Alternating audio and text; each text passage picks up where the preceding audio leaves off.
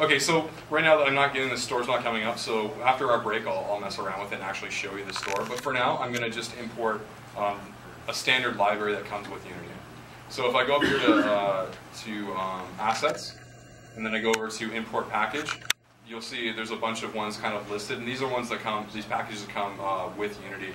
So you got ones like Character Controller, Image Effects, Particles, stuff like that. So the one we're going to take is the Terrain Assets. Kind of makes sense, we're building terrain, right?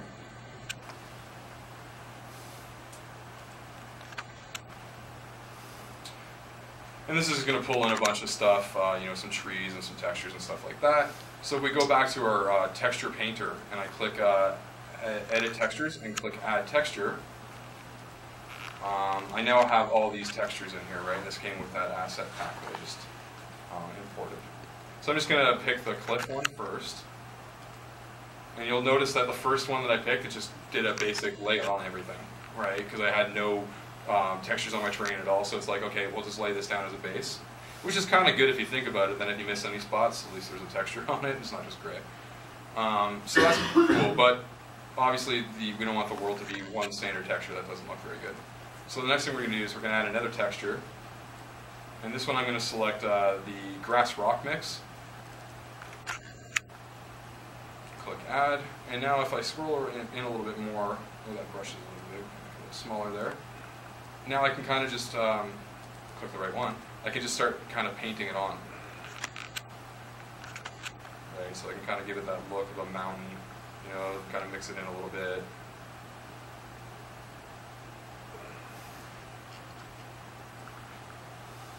This is the fun stuff that the artists love to do that I find completely tedious. I'm like, I can write a script that'll generate all of that. But yeah, you just kind of paint along. I'm not going to make this look too pretty because I don't want to waste too much time on it. But obviously we don't want rocks as our ground, so I'm going to add one more and I'll add some grass to it. And we'll make the brush nice and big so it doesn't take me too long. And I can just kind of go, one, there we go. And just paint it.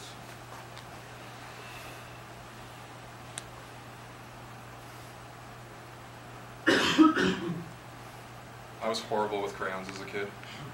I wrecked like every wall in my nose. That's why I find this so enjoyable. Alright, so there we go. Kind of just painted it up, right? Nothing too major. But at least now we have that. So, if you look now, like, at the camera preview down in the corner, it's looking at nothing, like the back of a occlusion called model. So we got to move our camera kind of into a place where I can see it, right? So I'm going to select my camera, and then if you go up here, you'll see I got a bunch of different tools, icons. So the first one's a hand. That kind of lets you move everything around, well, move the world around the object. So the object stands still, but you can kind of move the world around it. The other one is the movement, which is actually move the object. The third one is rotation. The fourth one is scale. And the fifth one's new, and I'm not quite sure. I think it's point of origin. New in the update. I haven't really had a chance to play with it. But by the looks of it, it looks like point of origin. Yeah, kind of handy for some things. Alright, so we're going to kind of move our camera around. I'm just kind of drag it over here. Raise it up a little bit so it's not looking under the world. We'll pull it forward a little bit. Give it a little rotation so we're kind of staring a little bit at that peak.